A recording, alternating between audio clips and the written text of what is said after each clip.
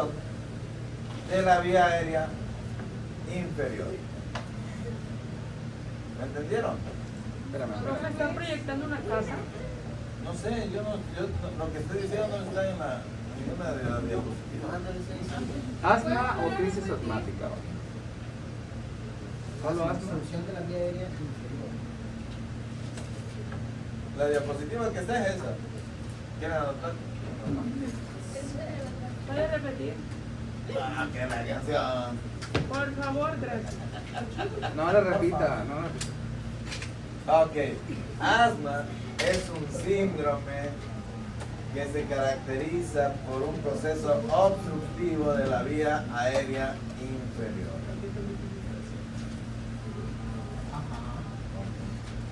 O sea, que es similar al EPOC, sin embargo, cambia en la fisiopatología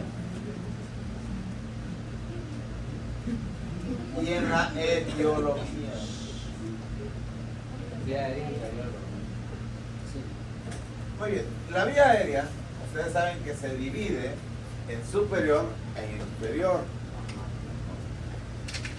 En sí, en la fisiopatología del asma, lo que está afectado son las dos vías, pero la que manifiesta la sintomatología es la vía inferior. Pero desde el punto de vista fisiopatológico, actualmente se habla de una vía aérea común o en común. Porque todo paciente que tiene afectada la vía aérea superior por un proceso atópico va a condicionarle asma y viceversa. En sí, el factor etiológico, el factor predisponente más importante para asma es la atopia.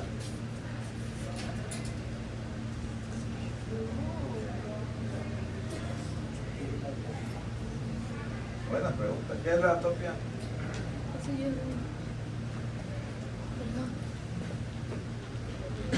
Una reacción a Una dermatitis. ciertas cosas, ¿no? A muchos estimulantes.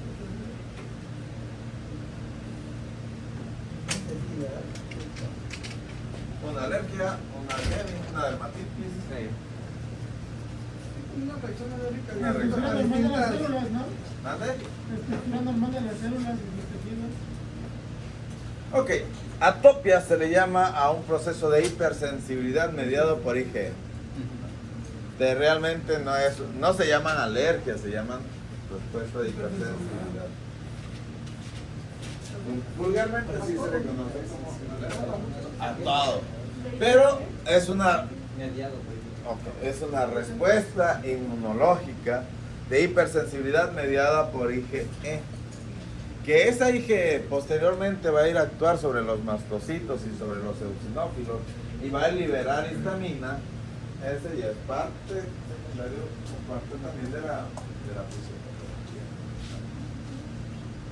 Ese es parte de, o sea, ese es el, ¿cómo podríamos decir? El factor predisponente. Ah, perdón, le voy a tener que pasar aquí, ¿no?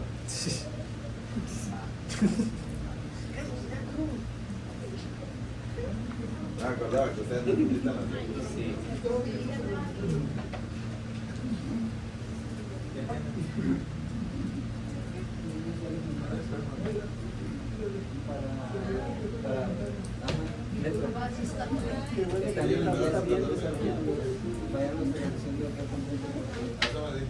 No los encontré en español.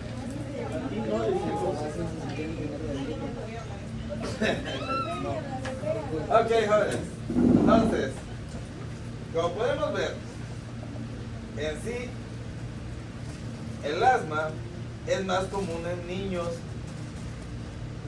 y en jóvenes y adultos jóvenes que en adultos mayores. Sin embargo, no significa que no se pueda presentar. Pasa algo curioso en el asma infantil, que muchas veces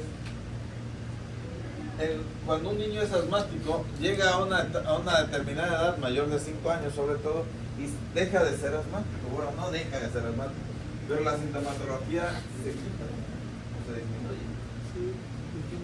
Porque un paciente asmático siempre va a ser asmático. Así es. es una enfermedad crónica obstructiva parcialmente reversible o reversible hasta cierto punto con bronquiolitis.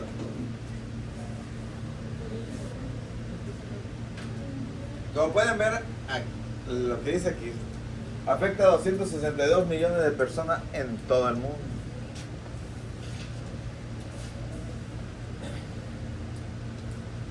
Perfecto.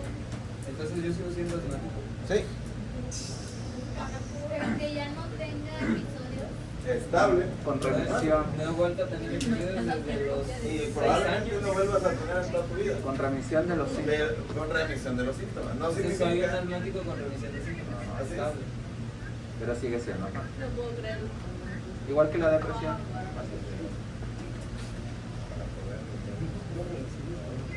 Muy bien. Reversible hasta cierto punto.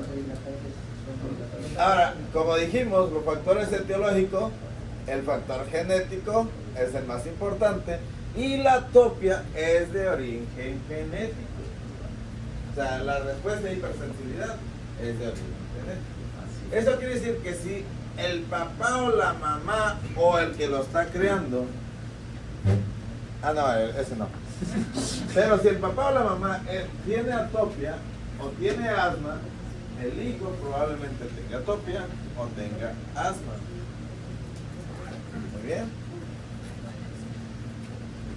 Otros factores importantes son la exposición a alérgenos, sobre todo alérgenos desde niño, cuando le empiezan a dar alimentos que son alergénicos, también puede ser, ¿no? La contaminación, el humo de tabaco, etc. Y las infecciones virales recurrentes me pueden producir periodos o respuesta de asma.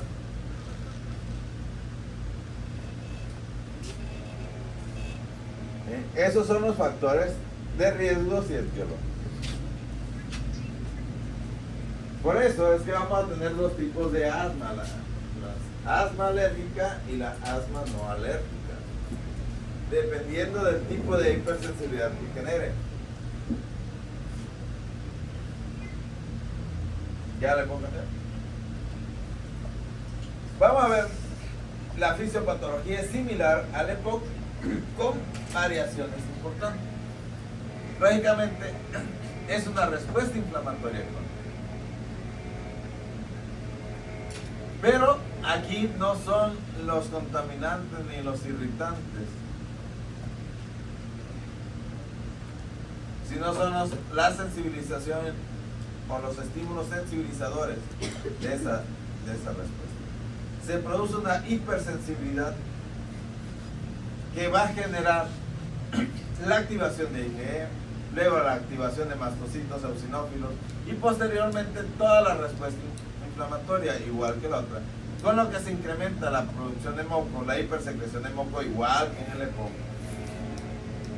Pero va a haber algo más importante: la hiperreacción bronquial. Ahora, no todo el que sea hiperreactor bronquial es asmático, pero todo asmático va a tener hiperreacción bronquial. ¿Qué es la hiperreacción bronquial? El músculo liso bronquial, cuando responde exageradamente a cualquier estímulo, se va a contraer. Eso se llama hiperreacción bronquial. Cuando un estímulo que para cualquier persona normal, por decirlo así, no le condiciona respuesta presora del músculo liso, en un paciente que tenga hipersensibilidad va a reaccionar exageradamente. Por ejemplo, cuando andan sacudiendo el polvo, pueden generar dos cosas: o empezar a estornudar con una hiperreacción a nivel de la mucosa nasofaringea y producir una rinitis alérgica, o una hiperreacción del músculo liso bronquial y contraerse y producir una crisis asmática. Esa es la hiperreacción bronquial. O sea, cuando hablamos de hiperreacción hablamos de eso. Si es a nivel del bronquio, es a nivel del músculo liso bronquial, que se caracteriza por broncoconstricción. Perdón, se quiere abrir la página que normalmente hago en vídeo. No sé lo que es eso, ¿no?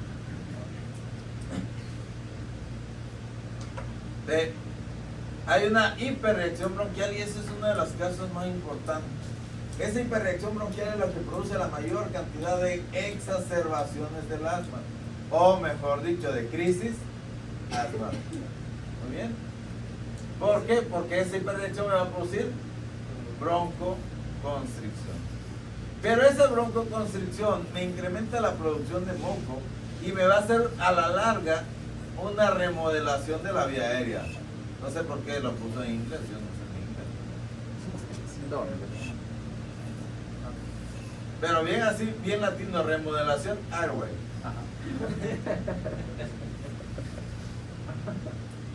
Spanglish. Hardwire. Entonces, ¿qué es? Al final de cuentas es un ciclo complejo de inflamación, hiperreactividad y obstrucción. Cambia en relación al EPOC, sí, por la hiperreacción, pero continúa la inflamación y la obstrucción. Pero la inflamación aquí está mediada por IgE y eosinófilos, muy diferente a la mediación de los macrófagos y neutrófilos del EPOC. No sé si me entienden. Entonces se van a activar las células como los mastocitos y los eosinófilos que me van a liberar histamina, me van a liberar leucotrienos, me van a producir interleucinas. Y a las interleucinas ya se las conocen. Y eso va a llevar a un círculo vicioso con daño y remodelación. Extremadamente fácil. Así es. Ahora, es un proceso obstructivo. ¿Qué me va a producir desde el punto de vista clínico? Disminución de la Dificultad para respirar. Me va a producir lo mismo: hiperinsuflación dinámica, autopep, disminución en el intercambio gaseoso. Entonces me va a producir hipoxemia, me puede producir hipercapnia, aunque aquí es más la hipoxemia que la hipercapnia. Y entonces, ¿cómo se va a manifestar? con aumento de la frecuencia respiratoria, aumento de la frecuencia cardíaca, disnea. Muy bien. Entonces, el cuadro clínico es la disnea, la tos y la sibilancia. Visibilancia. O la sensación de opresión torácica. Pero ojo, aquí va a depender del tipo de asma, porque ya clasificamos en asma alérgica, no alérgica, pero hay otro tipo de clasificación. Del tipo de asma en relación a por qué se presenta, al estímulo que lo genera. ¿No? Usted puede hacer asma al ejercicio, Sí. asma al medio ambiente, asma al polen, etcétera. O sea, dependiendo de cuál es el estímulo que genera. El que es al ambiente es el que da como que... Cuando que cambia le da el clima, cosquillita, ¿no? Cuando cambia el clima, Pero no es el que también le da como cosquillitas aquí en la garganta, ¿no? Esa es otra cosa. esa es no sé. una rinofaringitis. Yo creo Es que dato de la atopia, pero no es del asma. estás hablando de otra cosa. Que puede ser postraumática. Ok, ¿por qué es importante entender que va a depender? Porque se va a presentar más o menos, es más común que se presente en la noche o en los periodos de la mañana, en las primeras horas de la mañana. Pero algo muy importante, ¿cuándo voy a sospechar, por ejemplo, en un niño, ¿cuándo sospecharía asma? Ese niño que no puede hacer ejercicio, que cada vez que intenta correr o jugar, empieza a toser. No siente que le falta el aire, pero empieza a toser. Esa persona que cada vez que sube una escalera o hace algún deporte empieza a toser. No siente que se cansa, simplemente y se le calma hasta que se pone en reposo. De ese paciente hay que sospechar asma. Así es. De muy importante. Va a haber opresión torácica. ¿Qué quiere decir? Que muchas veces a lo mejor no siente que tose, no le da disnea, simplemente siente como apretado el pecho. Y lo escucha y se escucha la sibilancia. En mi pueblo decían se le escucha un gato, no sé por qué. Ay, mira, yo tengo un gatito. ¿Verdad? Así dicen los pueblos. Muy bien. ¿Qué vamos a encontrar encontrar la exploración? Pues vamos a encontrar, dependiendo de la severidad, podemos encontrar tiros intercostales, retracción subsifoidea, disociación tóraco-abdominal. Vamos a encontrar datos de dificultad respiratoria. Si nosotros utilizáramos, ya llevaron kinder, ¿no? Ya vieron ahí cómo es la valoración del niño. Si hiciéramos un Silverman, una valoración en relación al Silverman, porque es para dificultad respiratoria, pues veríamos que tiene disociación tóraco-abdominal, que se eleva primero el tórax y luego el abdomen, que hay tiros intercostales, que hay retracción subsifoidea, ¿no? que se empieza a ver aleteo nasal. O sea, eso me está indicando que hay un dato de dificultad respiratoria. Pero la auscultación, lo que voy a escuchar más son las sibilancias de predominio expiratorio cuando es leve, luego inspiratorias y expiratoria cuando es moderada, y silencio auscultatorio cuando tenemos un asma severa. ¿Qué quiere decir? Que no se escucha absolutamente nada, ni cuando entra el aire, ni cuando sale el aire, porque hay una obstrucción severa. ¿Cómo se llama? Silencio auscultatorio. Por ejemplo, la leve moderada. Leve, solamente vamos a escuchar una sibilancia a la expiración, o sea, inspiran normal.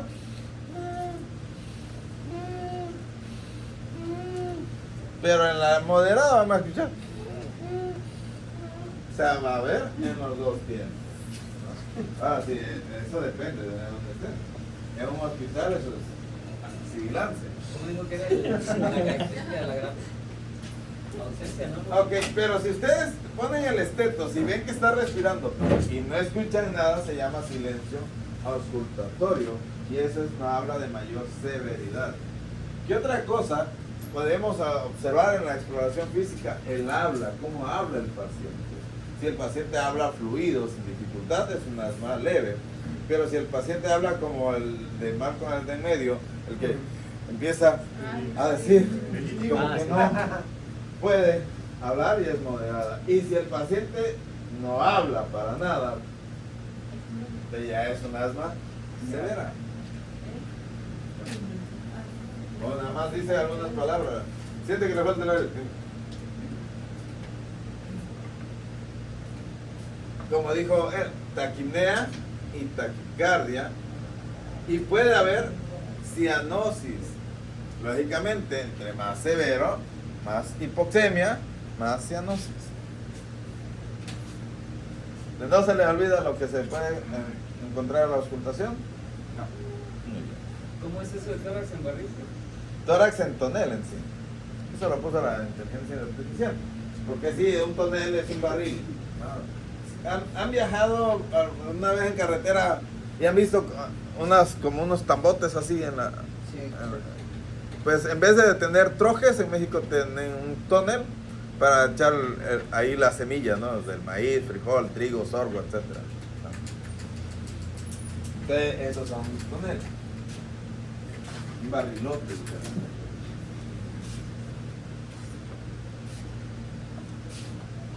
Característica radiológica. Ok. Igual que en el EPOC, la radiografía va a ser normal en la gran mayoría de los casos. ¿Qué podemos encontrar? Pues datos de hiperinsuflación dinámica, o sea, horizontalización de los arcos costales, abatimiento de la hemidiafragma, silueta cardíaca más pequeña. Es lo que vamos a encontrar. Pero ¿para qué me sirve la radiografía? Para descartar otras patologías. Ahora, en bebés, en niños, si el niño tiene menos de 2 años y cada vez que se enferma de gripa o de infección de vías respiratorias alta, hace sibilancia, no tiene asma hasta que tenga 2 años o que presente sin que tenga infección. Si nada más es con infección, ese se llama hiperreactor bronquial. Nada más. Es un niño hiperreactor bronquial. Y probablemente muchos de esos van a decir, es que sí tenía asma y se le quitó. No. Caso que si la hiperreacción se presenta solo y exclusivamente con las infecciones, no es asma, es hiperreacción bronquial. Lógicamente tiene que ser menor de 2 años. Después de 2 años ya lleva más probabilidad de que sí sea asma.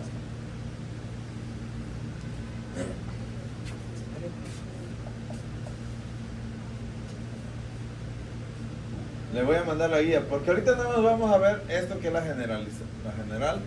Luego ya vamos a ver lo que es el tratamiento del asma estable y luego la exacerbación. Las fisiopatologías ya no, porque es bien fácil.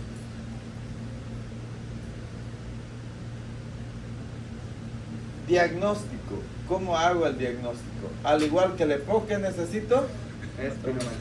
Espirometría. Pero aquí hay una característica. La espirometría debe ser con un incremento. Para que yo pueda decir que si es asma, debe tener un aumento del FEV1 igual o mayor al 12% post broncodilatador. ¿Qué quiere decir? Que yo le hago la espirometría antes del broncodilatador, luego le pongo el broncodilatador, le vuelvo a hacer la espirometría y debió incrementar la FEV1 entre el 12% o más. Si hubo ese incremento, puedo decir que es asma, si no, es EPOC. En un paciente adulto que le hagan un estudio de espirometría que no cambie, que no se mueva o que sea menor del 12% del incremento, va a ser EPOC. Si es del 12 o más, asma. Ojo, pero el problema de los adultos es que pueden tener las dos condiciones. ¿Sí? Entonces se llama asma EPOC. La relación FEV1, capacidad vital forzada, debe ser menor al 0.7. O bien, si no tienen espirometría, le pueden hacer una espirometría de flujo, en el cual debe tener de 200 mililitros, que es lo normal, y debe ser menor a eso. O bien, acá en la gasometría arterial, debe de tener hipoxemia con una que puede llegar a ser hasta el 50% de los pacientes con asma leve a moderada. Pero, ojo, esta no me hace el diagnóstico, solamente me sirve para determinar la gravedad de la crisis asmática. Ya la vamos a ver más adelante. Luego la clasificación y el control. Vamos a tener asma intermitente, que es aquellos pacientes que no tienen síntomas diarios, sino simplemente síntomas de vez en cuando y solamente requieren tratamiento de rescate. Persistente leve, aquella que van a tener sintomatología 1 o 2 veces por semana, pero que todas las noches sí sienten problemas. O sea, síntomas graves o síntomas así más exagerados 1 o 2 veces por semana, pero siempre se despiertan por la noche, siempre se están despiertando. Y así lo vamos a ver: leve, moderada, grave, persistente leve, persistente moderada, persistente grave. ¿Qué es el persistente grave? Pues es aquel que siempre tiene síntomas y que siempre se está despertando por las noches. O sea, voy a tener síntomas. ¿Qué quiere decir? Que voy a andar tosiendo a cada rato, voy a sentir cada vez que me hace falta aire, etc. ¿Cómo hago el control? Pues vaya, puedo utilizar para ver si está bien controlado estos cuestionarios. Igual que el CAT, me sirve para determinar el grado de severidad de la. Ahora, ¿cómo hago el tratamiento? La piedra angular son los corticosteroides. Realmente son los corticosteroides. Vamos a ir analizando posteriormente el tratamiento, así paso por paso, porque se da en forma escalonada. Y vamos a analizar cómo funciona cada medicamento. ¿Vale? Y luego ya vamos a ver la exacerbación. Luego, cada cuánto se debe llevar el control para que ustedes aprendan a llevar el control de sus pacientes con asma. No sé por qué siempre sale eso. lo más seguro. De broncodilatadores, corticosteroides. Normalmente en el paso 1 se utiliza los SABAs para el rescate y como base los corticosteroides inhalados. Luego va a ir, dependiendo de la escalonada, va a ser corticosteroides malaba o malama, ¿no? Y cuando ya no tenemos más que hacerle, paciente con asma grave, anti-IgE, anti-interleucina 5 o anti-interleucina 4A. También se pueden utilizar los antileucotrienos, se pueden utilizar los estabilizadores de membrana de mastocitos, etcétera, que se utilizaban antes. Muy importante, hay que individualizarlo. Luego esto lo vamos a ir viendo las dosis, ya la siguiente. Y cómo se deben de prescribir, o sea, cuándo, por qué.